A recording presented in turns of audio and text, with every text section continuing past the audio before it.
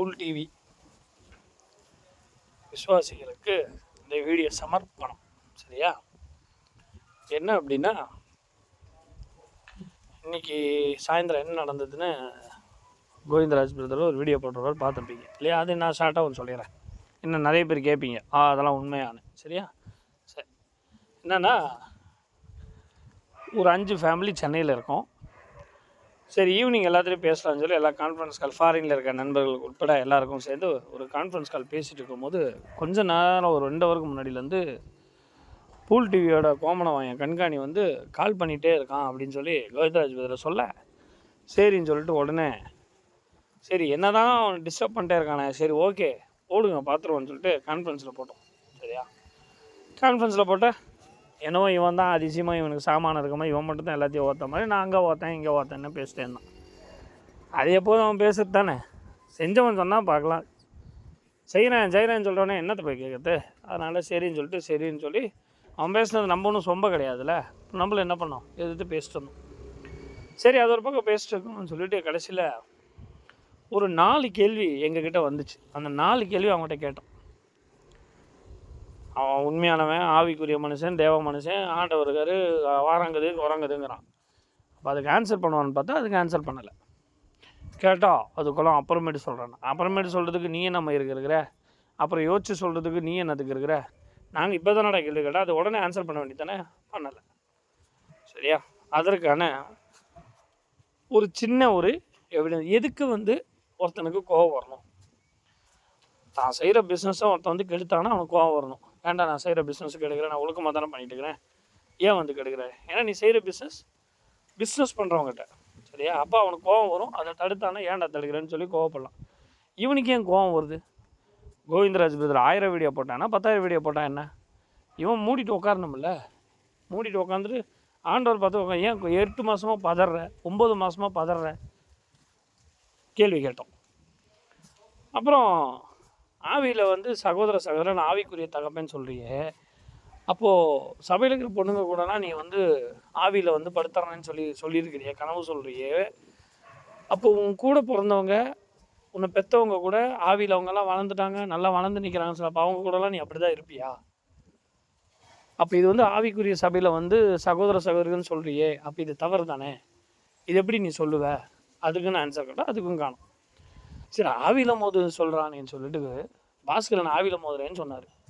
மோதுரா என் கூட சொல்கிறா இப்போ அப்படின்றதுக்கு அதுக்கும் ஆன்சர் காணும். சரியா? அப்போது இப்படி இவங்ககிட்ட நாங்கள் கண்டுபிடிச்சதை நேரடியாகவே கேட்குறோம். அப்போ உண்மையுள்ள அவன் தான் அது நேரடியாக பதில் சொல்லியிருக்கணும். ஆனால் அவன் பதில் சொல்லலை. சரியா?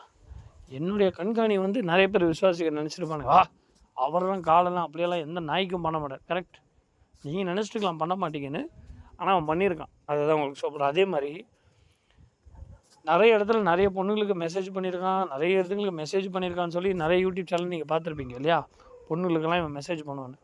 நீங்கள் என்ன நினச்சிருப்பீங்க, எங்கள் கண்காணி வந்து மெசேஜ் பண்ணுறானா, அப்படியெல்லாம் அந்த ஆளுக்கு பண்ணவே தெரியாது, அந்த ஆள்லாம் ஒரு அப்ராணி சப்ராணி நீங்கள் நினச்சிட்டுப்பீங்க. எல்லாத்துக்கும் மொத்தமாக சின்னதாக அப்படியே ஷோ பண்ணுறேன், பார்த்துக்கோங்க. மீதி அவனே ஒரு நாள் என்ன பண்ணுவான், யூடியூப்பில் போய் சொல்ல ஆரம்பிச்சிருவான். அதை நீங்களே கேட்டுக்க. அது ஏதாவது தவறாக சொன்னாங்கன்னா, நீ அன்றைக்கி இப்படி பேசலை ராஜா, நீ இப்படி பேசியிருக்கேங்கிறத நாங்கள் ஷோ பண்ணிடுறோம். சரியா? சரி, அதை அப்படியே நம்ம ஓப்பன் பண்ணி காட்டுவோம். அதோ இது வந்து கண்காணி என்கிற இத்து போனவன் மெசேஜ் பண்ணுது. சரியா? எத்தனை மணிக்கு எத்தனாம் தேதின்னு அதையும் பார்த்துருங்க.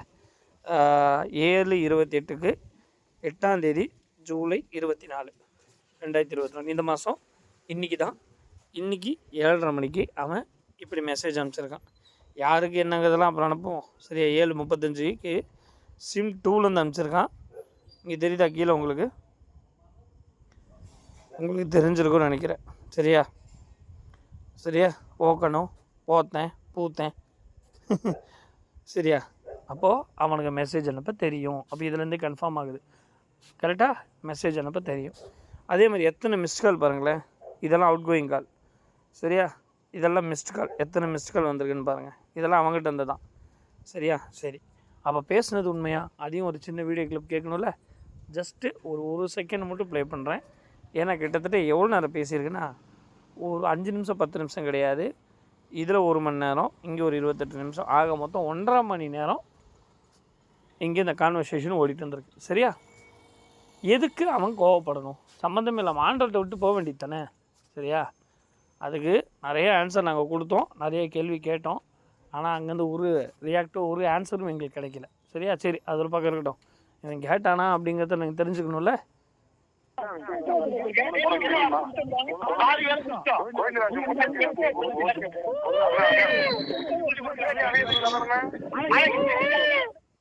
ஓகே, புரியுதா? என்ன பேசியிருக்கான்னு தெரியுதா? இன்னொரு டைம் கூட ப்ளே பண்ணுறேன்.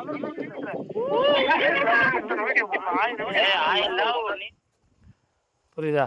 ரைட். அப்போ எதுக்கு இதெல்லாம் அவன் செய்யணும்? உண்மையும் உத்தமமாக இருக்கிற ஒரு நபர், ஆண்டவர் தான் கூட இருக்குன்னு சொல்கிற ஒரு நபர் ஏன் இதை பண்ணணும்?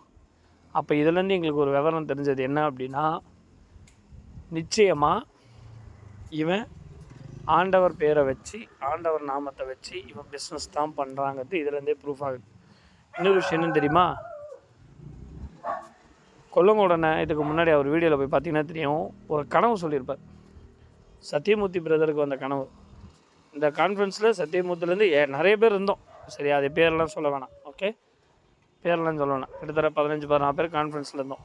அப்போ சத்தியமூர்த்தி அவங்களுக்கு வந்த, அவர் பிரதருக்கு வந்த ஒரு கனவு இன்றைக்கி பழிஞ்சிருச்சு. அது என்ன கனவுங்கிறத போய் பாருங்கள். இன்றைக்கி இவனாக தான் ஃபோன் பண்ணான். நாங்களாம் யாரும் போய் அவனுக்கு ஃபோனை பண்ணி என்கிட்ட வந்து பேசணுன்னா சொல்ல கிடையாது.